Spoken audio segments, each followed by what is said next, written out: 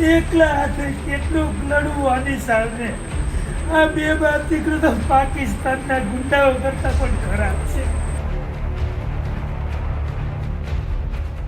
ઘણા પોલીસની વર્દીના આડમાં પોતે લુખાગીરી કરી રહ્યા છે અને લુખા તત્વોના કહેવાથી જે આખો જે લોકોને ફસાવાનું કાવતરું કરી રહ્યા છે. આવા પ્રયોગો કરશે, વ્યક્તિને હેરાન કરશે તો ચોક્કસ એનો જવાબ એને એની ભાષામાં જ મળશે. અને વારંવાર એવું કહેવામાં આવે છે કે બંગલેથી આમ છે, બંગલેથી તેમ છે, બંગલેથી કીધું છે, બંગલેથી કોઈ બચાવવા નહીં આવે. જે દિવસે તમારા વિરુદ્ધના પુરાવા ઉભો થઈ જશે ત્યારે નામદાર કોર્ટ કોઈ બંગલાને કોઈને નહીં ઓળખે. અત્યારે વાત ગોંડલ અને રીબડાની ચાલી રહી છે અને ગુજરાતમાં પાછળના ઘણા સમયથી ગોંડલ વર્સિસ રીબડા જ દેખાઈ રહ્યું છે. આજે ફરીથી એક વખત ગોંડલની વાત કરવી છે. ગોંડલની વાત એટલા માટે ફરી એકવાર દોહરાવી છે કારણ કે ફરી એક વખત અલ્પેશ કથિરિયા મેદાને આવ્યા છે. ગોંડલમાં જ્યારે તેઓ ગયા હતા, અલ્પેશ કથિરિયા ગયા હતા, જિગીશા પટેલ ગયા હતા, અન્યથા એમની સાથે પાટીદાર સમાજના ઘણા ખરા આગેવાનો ગોંડલની ભૂમિ પર ગયા હતા. ગોંડલની ભૂમિ પર ગણેશ ગોંડલ દ્વારા જે આગતા સ્વાગતા કરવામાં આવી એમની, એ તમને અમારા દ્વારા અહેવાલમાં જણાવવામાં આવ્યું છે કે જ્યારે અલ્પેશ કથિરિયા, જિગીશા પટેલ જ્યારે ગોંડલની ભૂમિ પર ગયા હતા તો ત્યારે ગણેશ ગોંડલ દ્વારા કયા પ્રકારના કાર્યો અને કયા પ્રકારના આકરા પ્રહારો એ બંને પર કરવામાં આવ્યા હતા.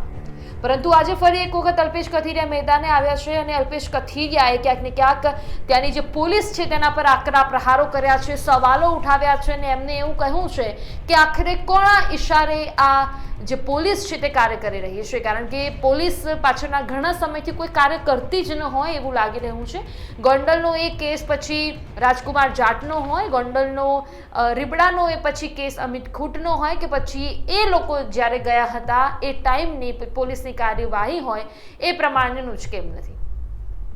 અલ્પેશ કથિરિયાએ એક પોસ્ટ કરી છે પોતાના ફેસબુક હેન્ડલ પર અને તેમને એવું લખ્યું છે કે ભાગવત ભૂમિ ગોંડલ દર્શનમાં મારી સાથે જોડાયેલા યુવાનોને કોઈના ઈશારે ખોટા કેસમાં ફસાવવા કે હેરાન કરવાનું કૃત્ય કરનારને ચોક્કસ પોલીસને સુધારવા માટેની આ અંતિમ તક છે. એટલે અલ્પેશ કથિરિયાએ ક્યાંક ને ક્યાંક પોલીસને ધમકી આપી છે કે તમને સુધારવાની આ છેલ્લી તક, અંતિમ તક હું આપી રહ્યો છું.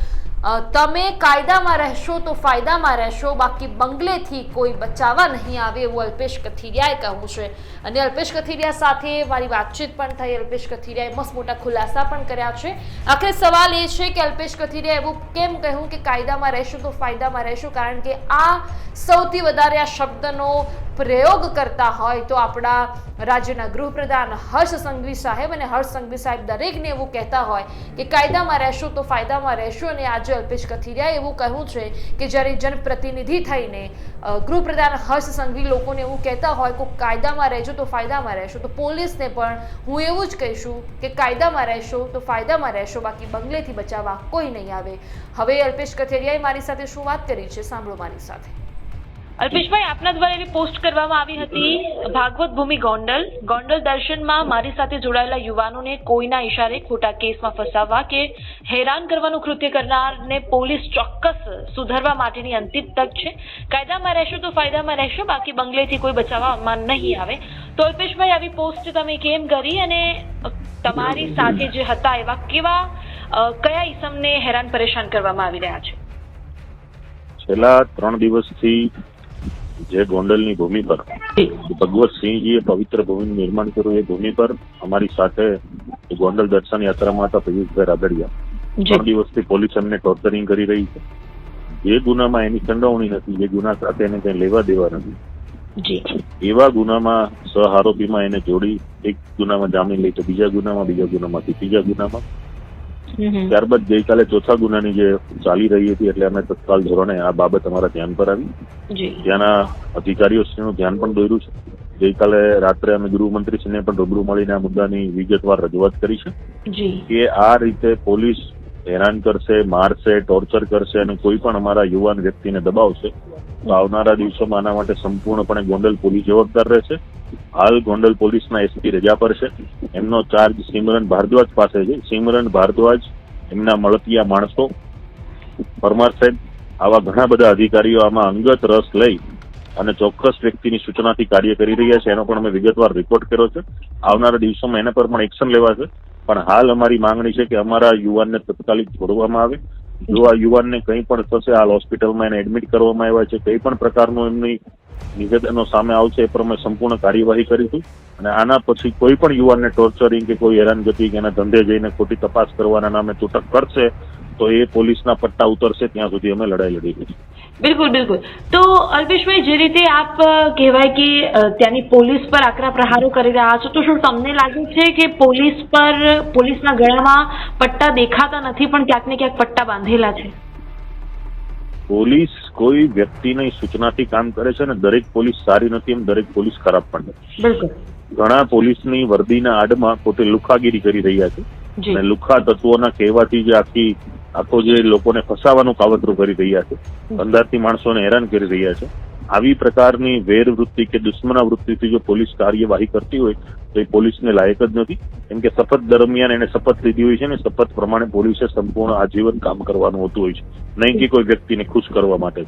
આવા પ્રયોગો કરશે, વ્યક્તિને હેરાન કરશે તો ચોક્કસ એનો જવાબ એને એની ભાષામાં જ મળશે. બિલકુલ બિલકુલ.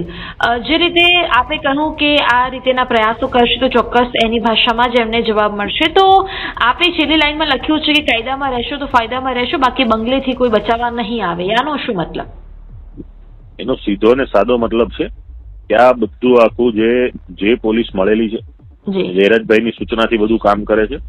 અને વારંવાર એવું કહેવામાં આવે છે કે બંગલેથી આમ છે, બંગલેથી તેમ છે, બંગલેથી કીધું છે, બંગલેથી કોઈ બચાવવા નહીં આવે. જે દિવસે તમારા વિરુદ્ધના પુરાવા ઉભો થઈ જશે ત્યારે નામદાર કોર્ટ કોઈ બંગલાને કોઈને નહીં ઓળખે. એ તો પુરાવાને આધીન તમારી ઉપર કાર્યવાહી કરશે. ડિપાર્ટમેન્ટ પણ પુરાવાને આધીન જ કાર્યવાહી કરવાની છે. એટલે કોઈ બંગલેથી બચાવવા નહીં આવે. જે તમે ખાકી વર્દી પહેરી છે એના શપથ પ્રમાણે કાર્યવાહી કરો એવી મારી આપને નમ્ર વિનંતી છે. કોઈ પણ પ્રકારની આડી હવળી કાર્યવાહી કરીને લોકોને ફસાવશે તો એ પણ પોતાનો ખાડો જાતે ખોદશે, બરાબર થશે. બિલકુલ બિલકુલ. તો અલ્પેશભાઈ, જે રીતે આપે કહ્યું કે આપના મિત્ર એવા પિયુષ રાદડિયા અત્યારે હાલ પૂરતા હોસ્પિટલમાં છે, સારવાર અર્થે છે, તો એમને કંઈ પણ થાય આગામી દિવસોમાં તો તમે લડી લેવાના મૂડમાં ખરા? સંપૂર્ણ. થવાની તો પછીની વસ્તુ છે, પણ કોઈ પણ વ્યક્તિને ઊણી આંચ પણ આવી તો સેજ પણ સહન નહીં થાય. કેમ કે આખા મુદ્દાકીય બાબતમાં પોલીસ કોઈનો હાથો બનશે તો સ્વાભાવિક એને ભોગવવું પડશે. બિલકુલ બિલકુલ. અલ્પેશભાઈ, આપ અમારી સાથે જોડાયા બદલ આપનો ખૂબ ખૂબ આભાર.